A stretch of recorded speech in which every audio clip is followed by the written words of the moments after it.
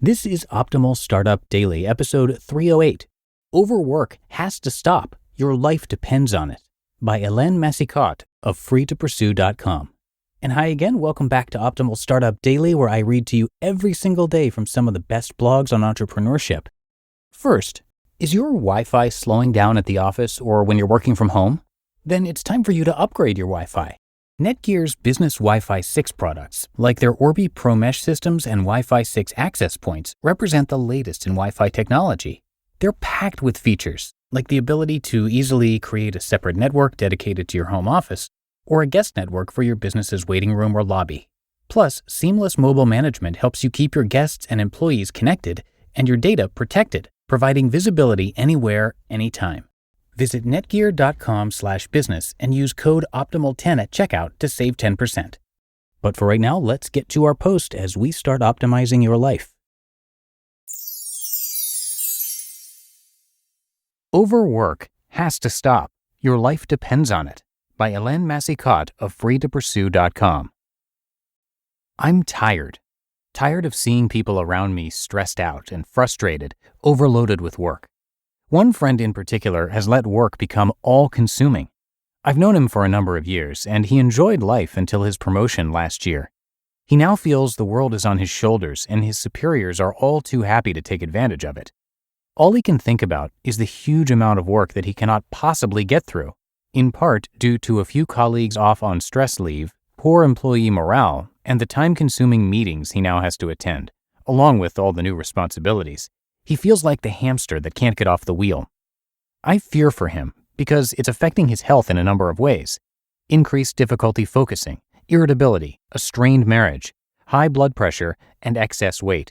He has even started to take a prescription to help him focus, yet he alone is not the problem.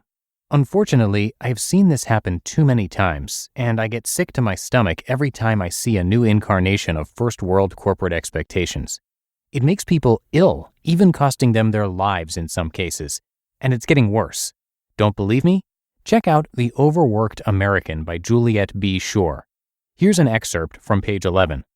Quote, Americans are literally working themselves to death, as jobs contribute to heart disease, hypertension, gastric problems, depression, exhaustion, and a variety of other ailments. End quote. This is not the way life has to be. Managers, listen up. If you are a manager in an organization, it is your responsibility to watch out for your people. Your job is not to dish out more than they can handle and see who survives. The latter is what the spineless do. You need to wade through all that is expected or desired by the leaders of the organization and eliminate, prioritize, and push back when needed. It is reasonable to expect those at the helm to make the tough choices, as opposed to push the load of work downhill to individuals who don't feel in a position to say no. It is especially repugnant when that work is useless garbage that you know deep down won't really matter in the end. If you work for someone, you are not off the hook either. You have to know what are acceptable demands, and you should speak up when you think the work requested is excessive, unnecessary, or not a priority. Ensuring you make the best use of your time is good for you and for your boss.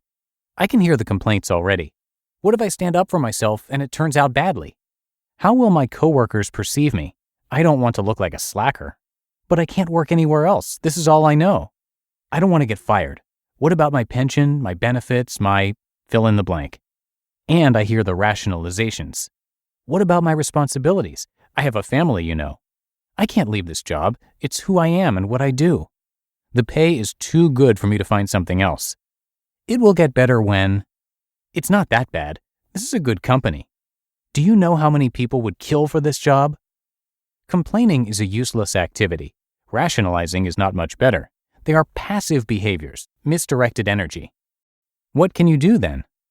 Whether you are a manager or an employee in an organization, you can change your work situation by changing what you can control. 1. Live below your means. There is no excuse to live paycheck to paycheck. Downsize your belongings. Save at least 10% of what you make. Yes, 20% or more is better.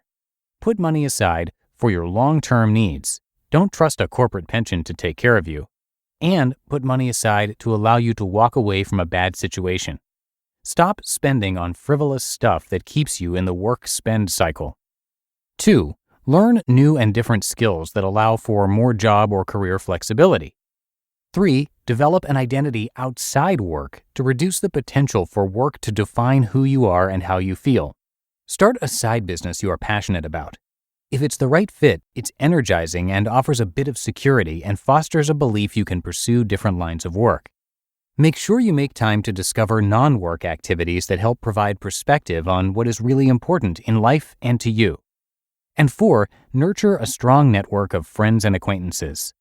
By focusing on what puts you in a stronger position to act, you empower yourself to change the status quo, and better yet, ensure you never accept a situation that makes you feel as though you have no choice but to accept the unacceptable.